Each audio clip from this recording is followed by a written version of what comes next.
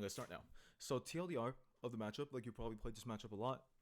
It's like Leblanc versus Rise is like a really old one, but like it's just like a consistent one throughout the entirety of the time, and it just mainly revolves around unironically mana. So in this lane, like you typically like you have LeBlanc Descend, you have Insane setup. Everybody knows the fact that like you have to burn Rice Flash early in order for you to actually get like somewhat resemblance of a Prio lane. Otherwise, like it's just really hard, and you're incentivized by it a lot because they had the audacity to pick Hecarim first pick. So you know for a fact that their level 3 is going to be significantly weaker than yours, or even level 2, because there's no way in the world that Hecarim is going to be leveling up E second, so he has no combat power whatsoever.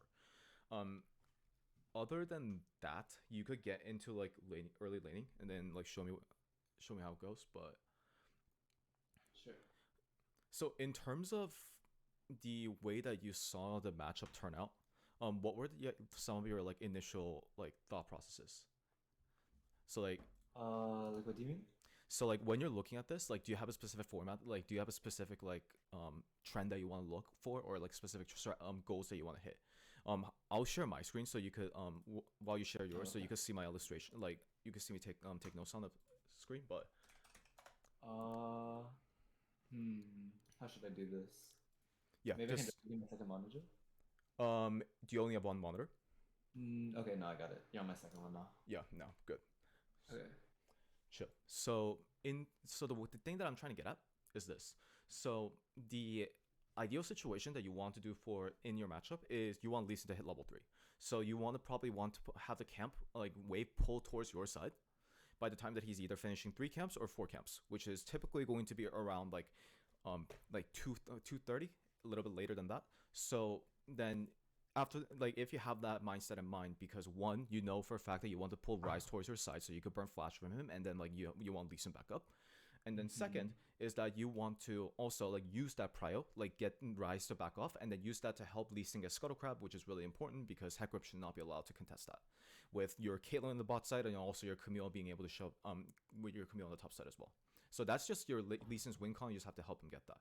And the Okay. thing that I want to focus on for like at least the first half of the review is how you do that, and then like I want to show you like how specific interactions and like mechanics work. So you could like play it up, and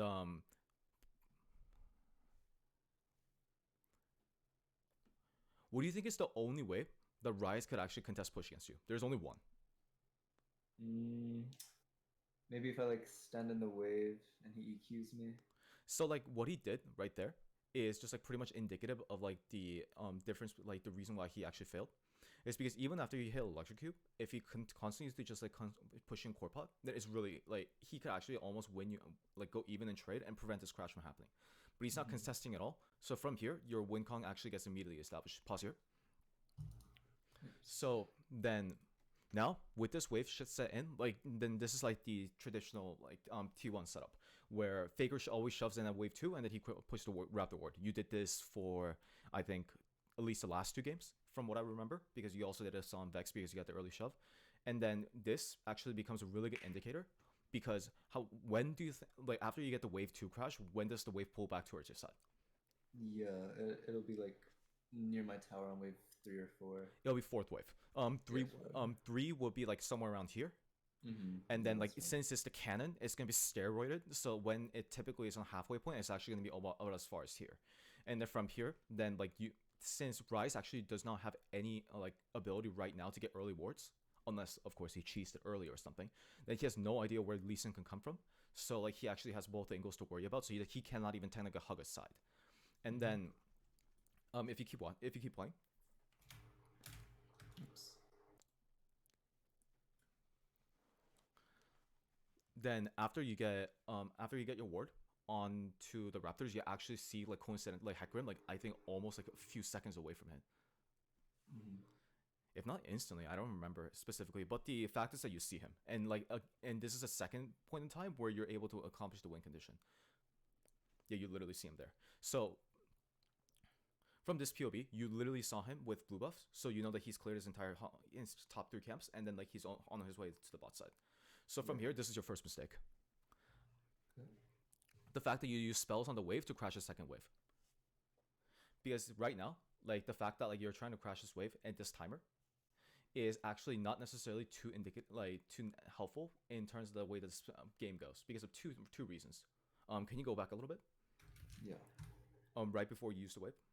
So, in theory, if he wants to contest Crab, and he and because Crab is spawning approximately within the 40 seconds, then Rise has two options in this case. And he already burned the pot and he's full mana.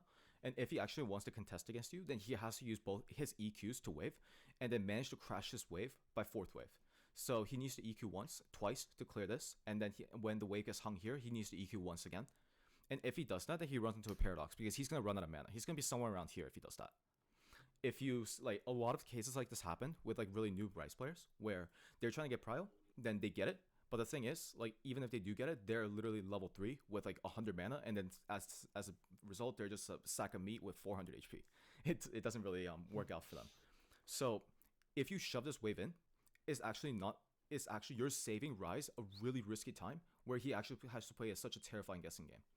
Because let's say that even so, that you just let this wave in and that you just kill you had last hit the melees, and then the second wave is coming in, and then it's gonna be able to bounce back. Then if it bounces back towards the side, then he's going to hug towards the side that Hecarim's going to be leading in, and it's going to be towards here, right? Because one, and the second is that if he is hugging towards the side, he's most likely hugging towards the jungler. The dilemma at this case is that your champion is much stronger at level 3 anyway in a fight, and so is Lee Sin. So even if Hecarim tries to hover this, so he could double push to secure Crab, even with the large wave, you actually win that fight.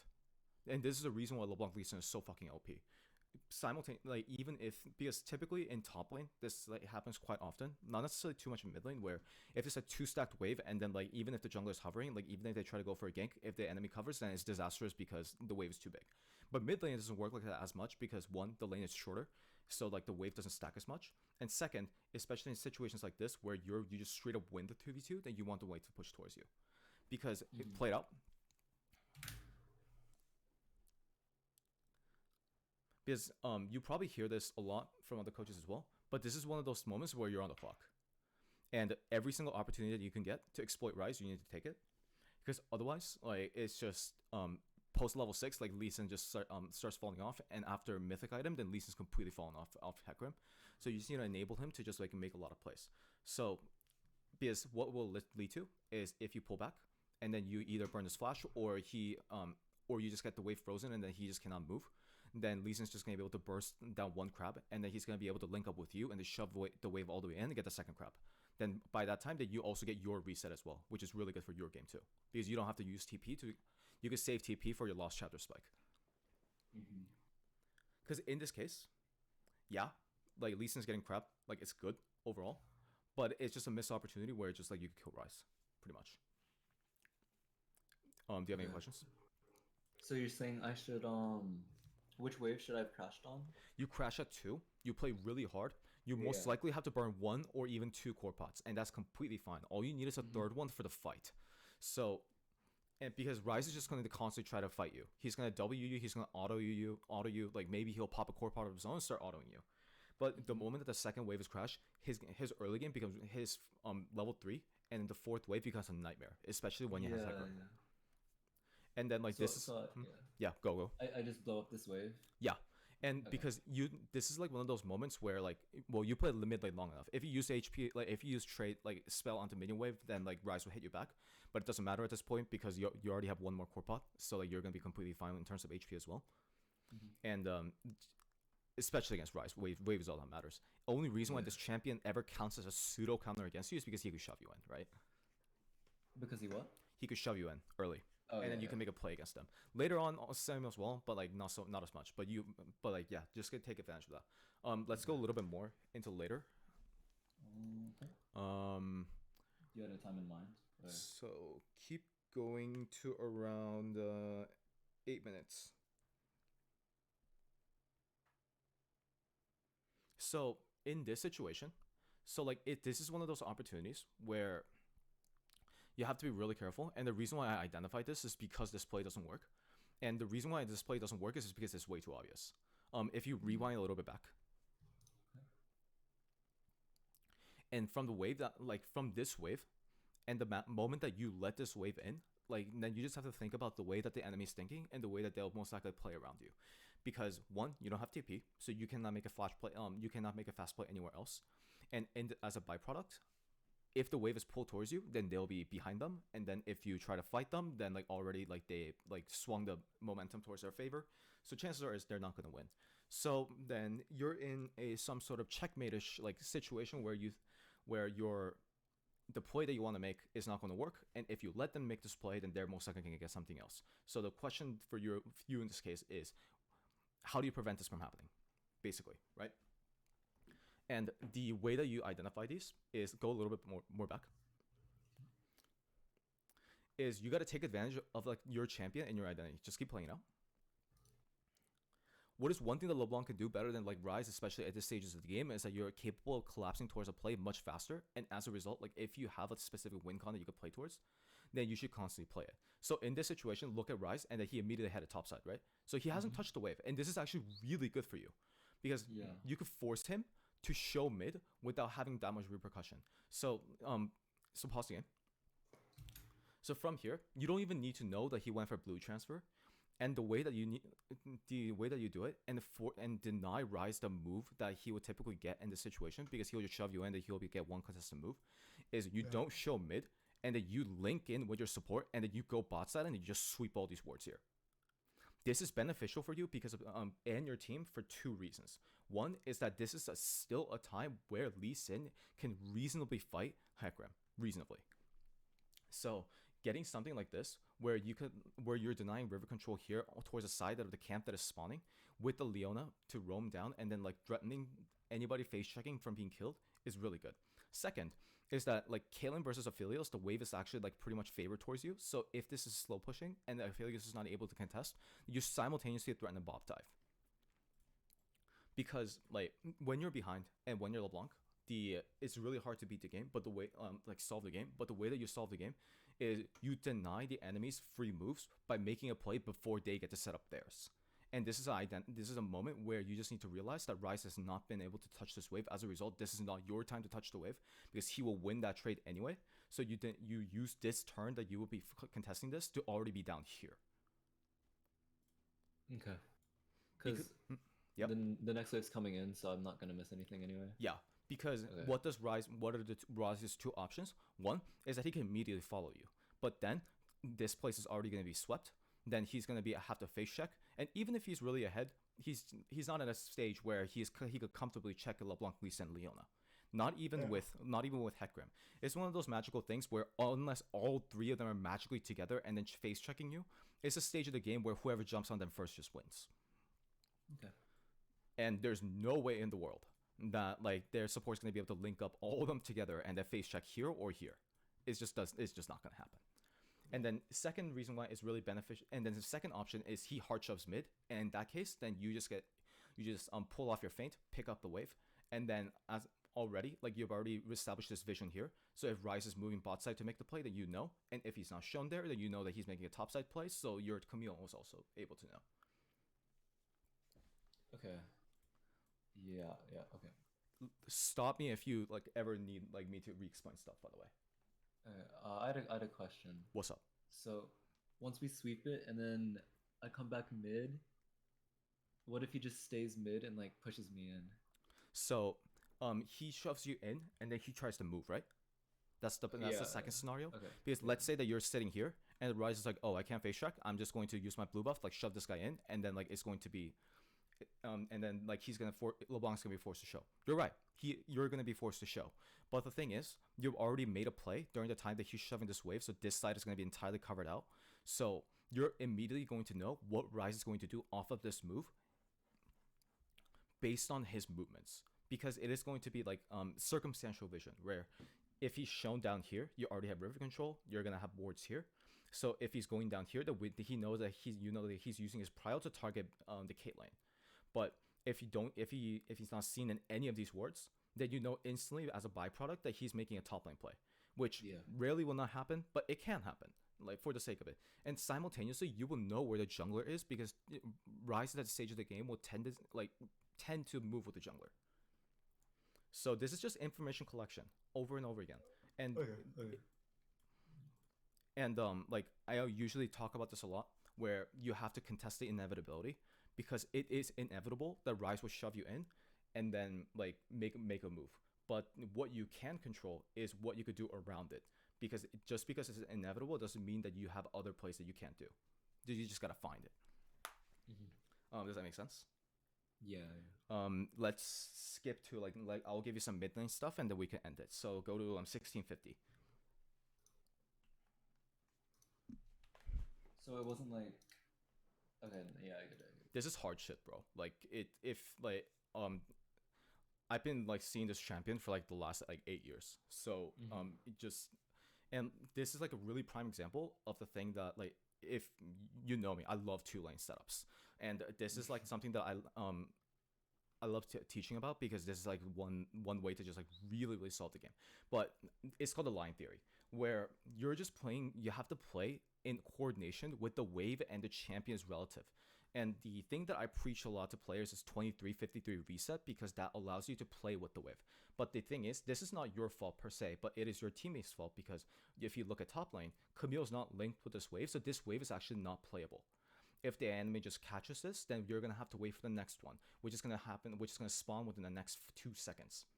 So if your champions are not able to defend this wave, then your line is actually not related to the minion wave, but it's all the way over here. So the reason why 2 lane setups are really dangerous is because if you play 2 lanes and you get detected too early, then the enemy cross map without a worry in the world.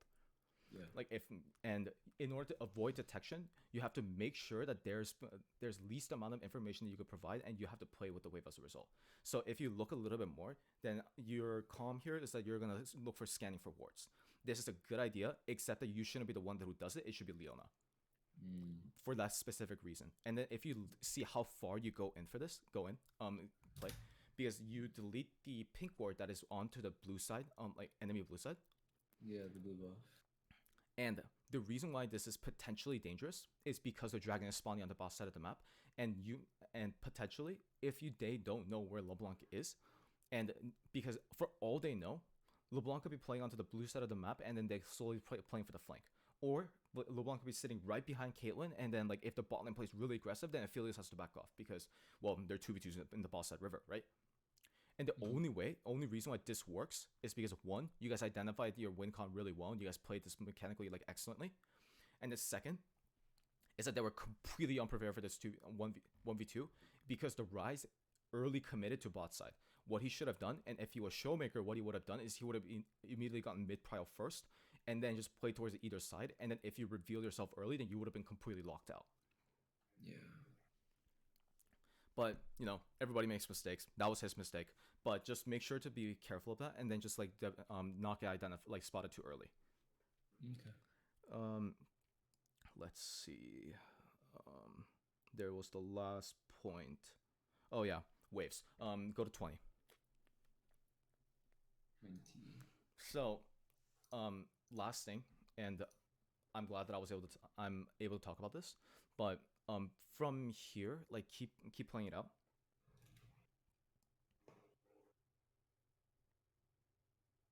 After you make this play, you guys make a second extension, and then try to catch them out like this. And the not that play, but like, you guys remember how you guys try to win this fight? So you guys want a huge fight, and then you try to collapse them at mid again, and then afterwards, like, they wiped you out, and then if you didn't kill that Aphelios there, then they would have gotten Baron. That was the circumstance. If you want to rewind and watch it again, then like, feel free. It would be helpful for me, yeah.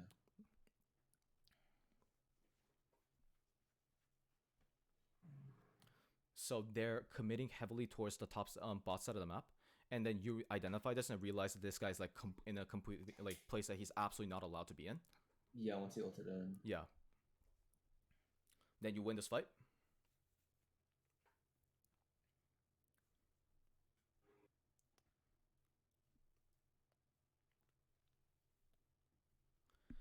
And as a result, as a byproduct, then you're able to like have one really distinct move off of this, because pause the game right now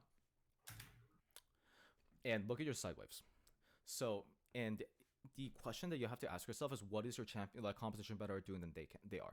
they have Mundo, and they also have a champion that is not necessarily as strong as you in terms of side lane because Ryze is nowhere as mobile as LeBlanc. So which means that if you guys ever get turn advantage, then it is extremified because your champions are embellished. And while in the other hand, if the Mundo's like forced to be pinned under a specific place, if the Ryze is forced to be pinned under a specific place, then it's more detrimental for them. So with this logic, the reason why this is really important and you need to keep doing this, especially if you want to play LeBlanc at a high level, is you need to reset here and you need to like calm your team that if you push side lanes out right now on like for both of your occasions, then they cannot play the game for the next minute. Because in this the two concepts that you need to keep in mind is one is the what happens to the minion wave post 20 minutes, and also second thing is what they have to do in order to fix this, because after 20 minutes the side of the side of the map in which the minion wave is in is the side that will push towards to. You know how typically in the minion in league and laning phase, like it will always push towards the opposite side of which it is positioned in the even state. That rule changes completely after 20 minutes because the movement speed buff of the minions. So you could abuse the strategy for two reasons, but this one is, I'll show you one and then maybe we could talk about the other one if we ever get a chance in the future. This one is one where you could technically stack the wave towards your favor as long as you thin out the topside wave. So look at the topside wave right now. Let's say that you reset and then you run to topside. Then what will happen is that by the time that you get there, almost a wave and a half, if not 2 waves worth of minions are going to be stacked on that side. So what you do is you clear that wave enough to the point that your minion waves are still healthy, but at the same time you're able to stack it. If you're able to stack 1.5 waves and then shove it to the enemy team, then what ends up happening, especially, is that if it crosses the halfway point, then they actively have to get there to fix this wave. Otherwise, that wave will single-handedly either damage their tower or burn their EXP to the smithereens. So it becomes a very lucrative objective. And what becomes extremified as a result is, what is even better is what Camille can do. Because what Camille could do as a counterplay also is stack the wave on the bot side and then shove it all the way out. And it is additionally dangerous because this is much bigger to work with. If he stacks 1.5 waves and pushes past this point, by the time that it gets here, it's going to be 2 waves worth of farm. And then there's no team in the world or no solo laner in the world that will ignore a 2-wave stack on the bot side of the tower. They will want to get this. And as a result, you play hard to the top side and then you use that numbers advantage. Because that's the gameplay, especially when you're behind. And you're really lucky, or like your competition is really lucky that you have 2 perfect champions to play for it. Do you have any is anything confusing? Like, do I need to rephrase anything?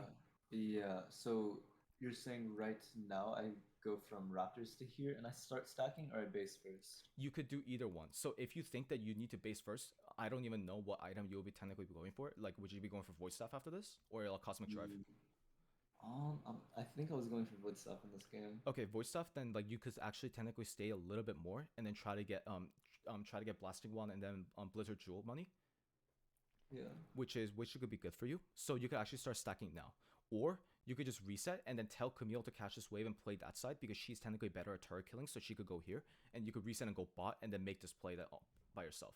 Most likely, that's actually the better play, coming to think of it. So you going bot side would be much better, especially because technically they can't touch Baron, but you do have TP for it if they ever try to rush it.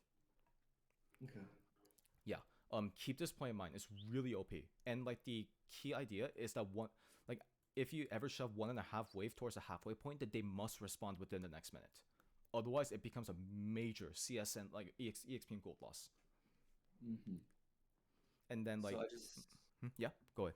Okay, so I just make sure that they still have like a few minions, but mine are it's like a few extra. On your side when you're stacking, Yeah. when you're starting this, that because you're not freezing like in the LS way, but you're creating a slow push. Mm-hmm. And then if you create a slow push and it goes to halfway point, your job is done. Okay. And if they ever try to LS freeze you here, then because of some unforeseen circumstances, and then they have a catch-22, because if you're playing really hard to bot side, then like this guy cannot play. But simultaneously, if you guys ever happen to play hard to top side and this guy's LS freezing on you, then he gets dove. Okay. Yeah. Is there anything else that you want me to clarify? No, I think I get it. Now. Sounds good. Is it important that both sides are stacking and slow pushing? Ideally, yes, and you're allowed to do this because a key member in their team that is responsible for their engage is gone. Because if you look at their team, what is the most like? How can they possibly catch either one of you from making this play and disrupt it without Hecarim? Yeah, It's impossible. they're so noble. Yeah, their Yeah. comp cannot do it. So this was like that's like an idea and like more of like a situation based thing. So you would be like maybe if they have a different composition, that they'll be slightly harder. But the ideal case is that you get both waves shoved in. But if you cannot, then try to get the wave shoved in and the longer lane because Okay. the play is much more impactful if that is the case. And this is the reason why if you like burning like taking down side towers against a team like this is really dangerous because they could do this. Mm-hmm. Is there anything else? No, that's it. All right, cool, bro. So I will stop recording